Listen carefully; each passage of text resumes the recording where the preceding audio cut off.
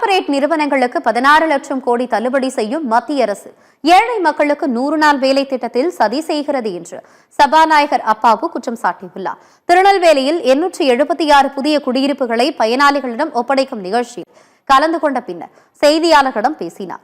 அப்போது திமுக காங்கிரஸ் கூட்டணி வலுவாக உள்ளது, கருத்துகள் வேறுபட்டாலும் கூட்டணி தொடரும் என்றார்.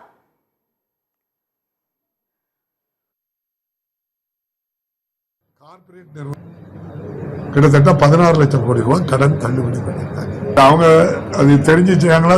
தமிழ்நாட்டுக்கு இவ்வளவு பெரிய பேர் ஆபத்தை உருவாக்கி இருக்காங்க. 100 நாள் வேலை கிராமப்புறத்தில் உள்ள சாமானிய மக்களுடைய உறுதிப்படுத்தப்பட்ட வேலை. 100 நாள் வேலை திட்டத்துக்கு மாண்புமிகு பாரத பிரதமர் இப்போது இதுவரை ஒன்றிய அரசிலிருந்து 10,000 கோடி ரூபாய் வரும் ஒவ்வொரு வருஷமும். இப்போ 100 நாள் வேலையை 125 ஆக்கியாச்சு. அப்படின்னா பாரத பிரதமர் எவ்வளவு ரூபா தரணும்? 12,500 கோடி ரூபா தரணும். ஆனால் பாரத பிரதமர் இப்போ எவ்வளவு தரப்போறாங்க? 125 நாளைக்கு 6,000 கோடி தராங்க. அப்போ பாதி பணம் தராங்க. 6,000 கோடி ரூபாய் தருகிற பாரத பிரதமர் 125 நாள் எப்படி வேலை கொடுக்க முடியும்? இது எல்லாமே சதி திட்டம்.